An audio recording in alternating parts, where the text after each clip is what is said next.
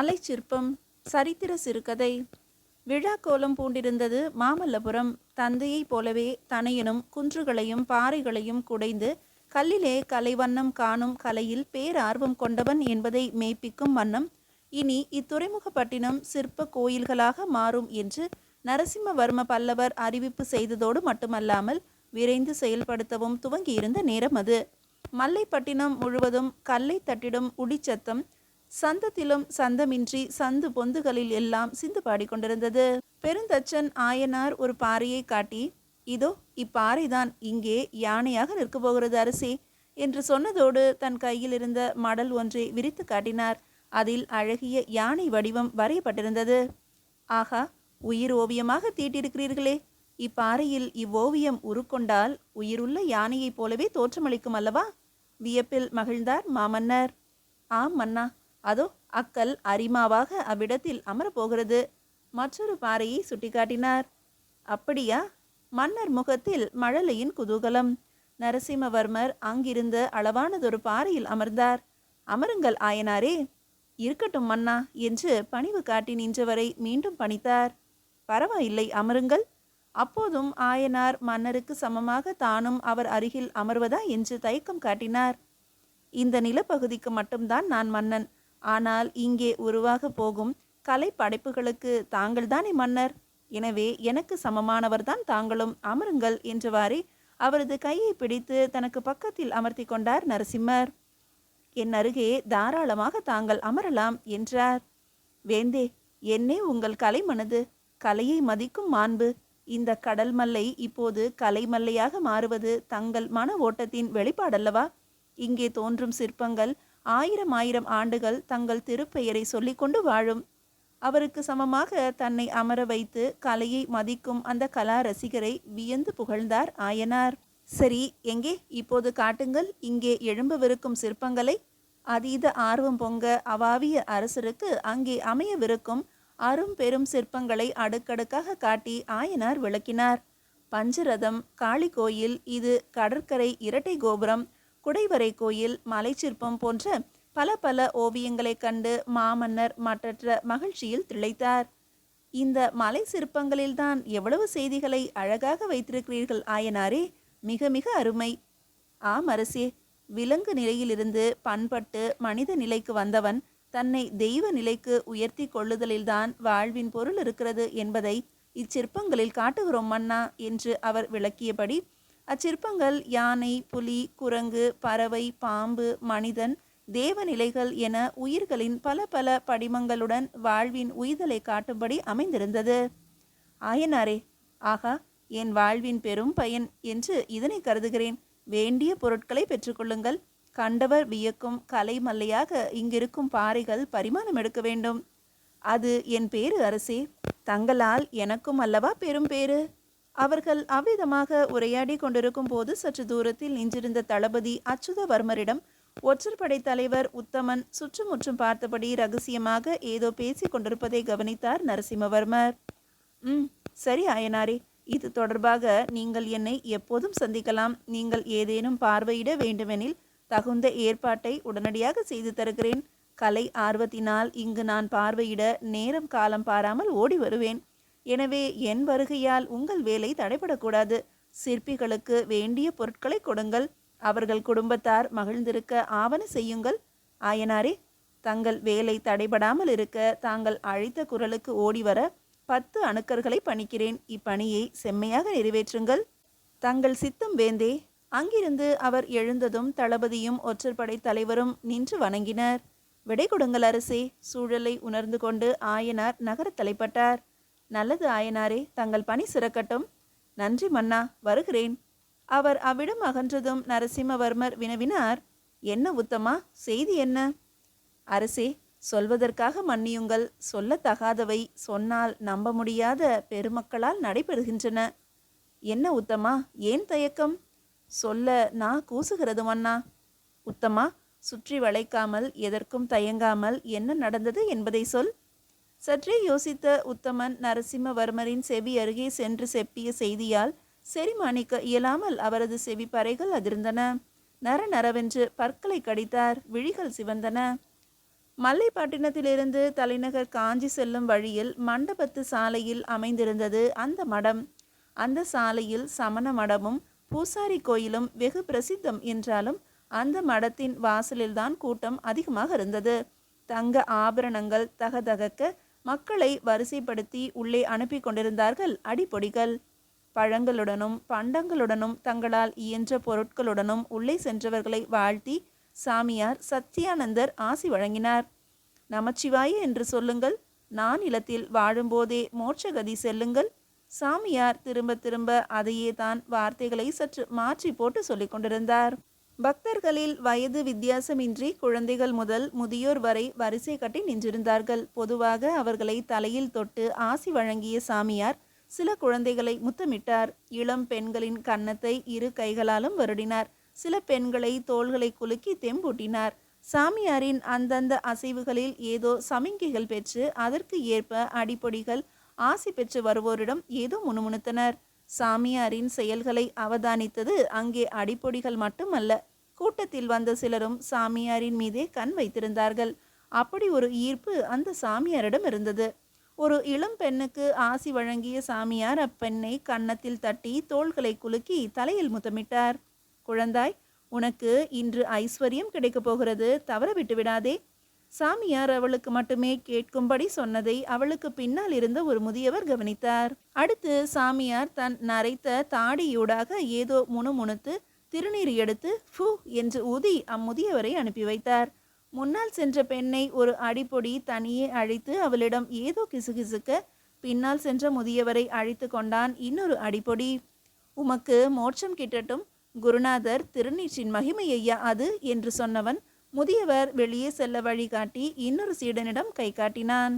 அந்த மடம் பெரிய தனித்தனி அறைகளுடன் விசாலமானதாகவே இருந்தது. வாசலில் கூட்டம் இன்னும் கூடிக்கொண்டிருந்தது. முதியவரும் அவருடன் வந்த சிலரும் திரும்பி பார்த்து காத்திருந்தனர். ஆனால் சாமியாரின் அடிப்பொடியால் அழைத்து செல்லப்பட்ட அந்த பெண் வெளியே வரவில்லை. முழு நிலவு நாள் என்பதால் முன்னிரவை தாண்டியும் வெளிச்சம் முழுவதுமாக விரவி கிடந்தது. ஊரே அமைதியில் ஆழ்ந்து கிடந்தாலும் அந்த மடம் மட்டும் ஓசையின்றி ஏதோ ஒரு வேளையில் மும்முரம் காட்டிக் கொண்டிருந்தது. ஒருவரும் அறியாமல் கொல்லைப்புற சுவர் ஏறி குதித்து வந்த ஐவர் குழு உள்ளே நடப்பதை மறைந்திருந்து நோட்டமிட்டது. சீடர் இருவர் ஒரு அறையிலிருந்து இரு பெண்களோடு வெளியே வந்தனர். பௌர்ணமி பூஜைக்கு தயாராகுங்கள், குளித்து முடித்துவிட்டு மலர்களை சூடிக்கொண்டு வாருங்கள், உங்களுக்கு தோஷம் யாவும் நீங்கும் என்று சொல்லி அனுப்பிவிட்டு இன்னொரு அறைக்குள் சென்றவர்கள் விட்டெறிந்த பந்து போல விருட்டென்று வெளியில் வந்தனர். நல்ல வேளையடா, தப்பித்தோம். ஆமாம், இவ்வளவு துரிதமாக குருநாதர் காரியத்தில் இறங்கி இருப்பார் என்று யாருக்கு தெரியும்? சரி சரி, நீ வாசல் கதவை காவல் காத்து கவனித்துக்கொள், நான் பூஜைக்கு தேவையானவற்றை கவனிக்கிறேன். இருவரும் படபடப்புடன் இருவேறு திசை நோக்கி நடக்க குருநாதர் அறை கதவு இடைவெளியுடன் சற்றே திறந்திருந்தது. அந்த மடம் முழுவதிலும் மங்கலான ஒளியால் ஒரு சிறு தீவட்டி வெளிச்சம் நிறைந்திருந்தது. மறைந்திருந்த ஐவரில் முதியவர் உடன் வந்த நால்வருக்கு சைகை காட்ட அவர்கள் ஆளுக்கொரு பக்கம் அறையை நோக்கி சென்றனர். முதியவர் குருநாதரின் அறையை அண்டி சென்றார். உள்ளே வெளிச்சம் இன்னும் குறைவாக இருந்தது. முதியவர் மெதுவாக உள்ளே நுழைந்து ஒரு தூணின் பின்னால் மறைந்து தன் பார்வையை கூர்மைப்படுத்தினார்.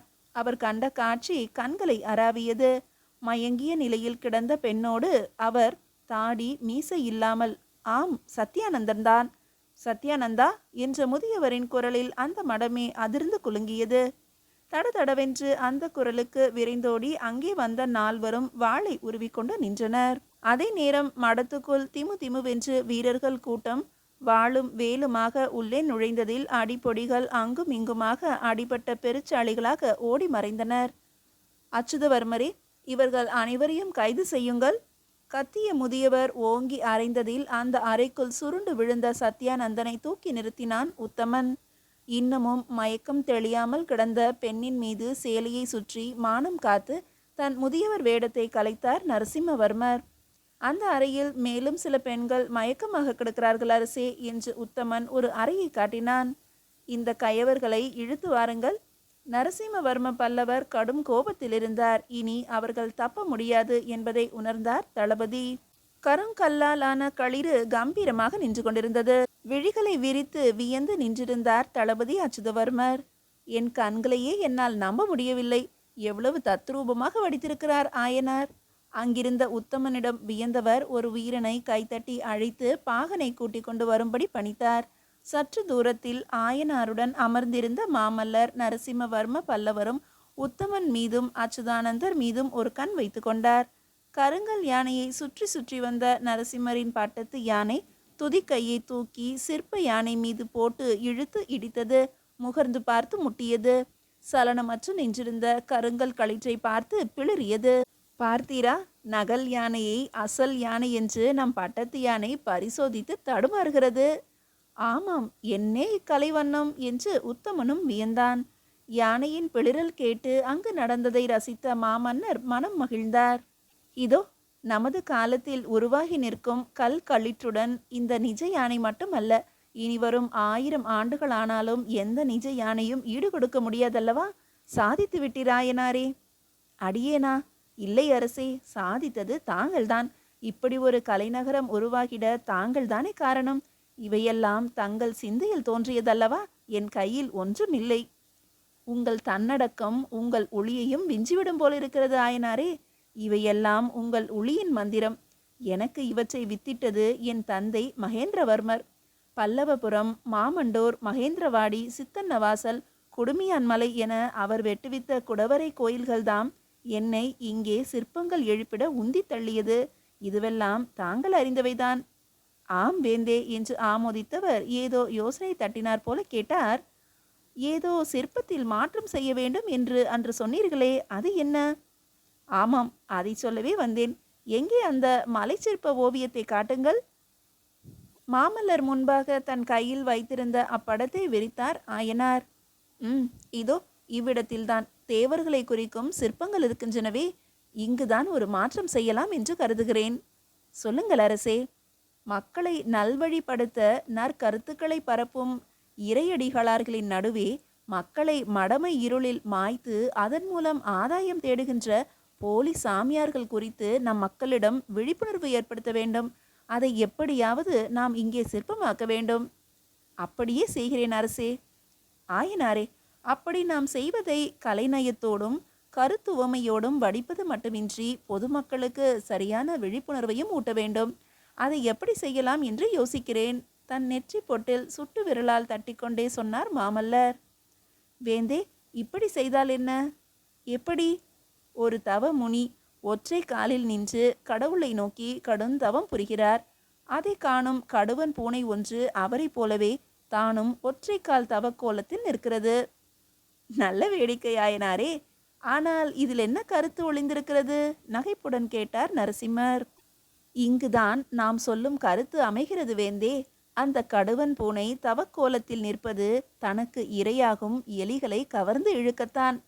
அடடே, எப்படி ஒரு முனிவரை மக்கள் தேடி வருகிறார்களோ அதுபோல எலிகள் நடமாட்டமுள்ள பகுதியில் நிற்கும் இந்த பூனை தன்னை வணங்கிட வரும் எலிகளை சமயம் பார்த்து தனக்கு இரையாக்கிக் கொள்கிறது.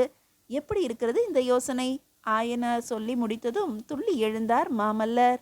ஆகா, அருமை ஆயனாரே, மிகவும் அருமை. உங்கள் சிற்பத் திறனும் சிந்திக்கும் திறனும் அபாரம். உங்கள் வார்த்தைகளில் என் கருத்தை அப்படியே பிரதிபலித்து விட்டீர். வழித்து எடுங்கள் உங்கள் என்னப்படியே. உருண்டோடிய திங்கள்களில் உதித்த பொழுது ஒன்றில் மலை சிற்பத்தை பார்த்து மலைத்தபடி நின்றிருந்தார் மாமல்லர். அன்று சொன்னதை அப்படியே கல்லில் வடித்திருந்தார் ஆயனார். அழகழகான தேவர்களுக்கும் விலங்குகளுக்கும் நடுவே அந்த ஒற்றைக்கால் தவ முனியும் அவருக்கு அருகிலேயே தவ கோலத்தில் பூனையும் அதனை வழிபடும் எலிகளும் சிந்தையை ஈர்த்தன. வைத்த கண் வாங்காமல் அவற்றையே உற்று நோக்கி கொண்டிருந்த நரசிம்மவர்மர் தம்மால் முடிந்த அளவுக்கு பொய்மைக்கு எதிரான விழிப்புணர்வை வழங்கியிருக்கும் நிறைவோடு ஒரு பெருமூச்சுடன் ஆயனார் பக்கம் திரும்பி, ஆயனாரே, தாங்கள் அறியாததல்ல.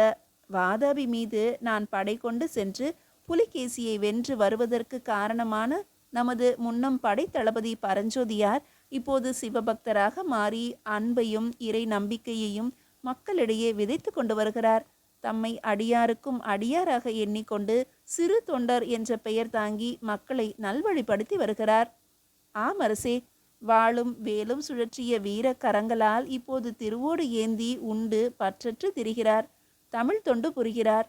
மக்கள் சேவையே மகேசன் சேவை என்று மக்கள் பணி செய்து வருகிறார். உண்மையான அவரை போன்ற இறை அடியார்களுக்கு மத்தியில் மக்களின் அறியாமையை பயன்படுத்தி கொண்டு ஏகபோகமாய் சுகபோகமாய் திரியும் சத்யானந்தர் போன்ற போலிகளும் உண்டு. மக்கள் மதி இழந்து இது போன்ற புரட்டு சாமியார்களின் காலில் விழுந்து அவர்களை தொழுது ஏற்றி இழிநிலைக்கு சென்றிடக்கூடாதே என்ற நம் ஆதங்கத்தை இச்சிற்பத்தில் வடித்திருக்கிறோம். இனி வரும் தலைமுறையினர் இதனை கண்ணுற்று கருத்தேற்று விழிப்பாக இருக்க வேண்டும். ஆம் அரசே, ஊதுகிற சங்கை ஊதியாயிற்று. அது கேட்பவர்களுக்கு கேட்க வேண்டும். கேட்கும் கேட்கும் கேட்க வேண்டும். காரணம், இது நேற்று இன்று நாளை மட்டும் அல்ல, ஓராண்டு அல்ல, 100 ஆண்டு 1000 ஆண்டுகள் தாண்டியும் நிற்கப் போகிறது. சத்தியமான வார்த்தைகள் அரசே. எனவே போலி சாமியார்கள் இனி தோன்றினால் இந்த மல்லைப்பட்டினத்தின் மலைச்சிற்பம் மக்களை விழிப்பூட்டி எச்சரிக்கும். மாமல்லர் நரசிம்மவர்மரின் எச்சரிக்கை வார்த்தைகள் அச்சிற்பங்களில் மோதி எதிரொலித்தன. மல்லைப்பட்டினத்தின் அம்மலை சிற்பங்கள் இன்னும் பல செய்திகளை தாங்கிக் கொண்டு உறைந்திருந்தன. மாமல்லபுரம் வந்து போவோருக்கு 1000 செய்திகள் எப்போதும் இருந்து கொண்டுதானே இருக்கின்றன. வரலாற்று குறிப்புகள். இக்கதையில் குறிப்பிடப்படும் அம்மலை சிற்பம் இப்போதும் சுற்றுலா பயணிகளை கவர்ந்து இழுக்கும் அம்சமாக மாமல்லபுரத்தில் திகழ்கிறது. நரசிம்மவர்ம பல்லவன் கிபி 630 முதல் 668 வரை தமிழகத்தை ஆட்சி செய்தவன்.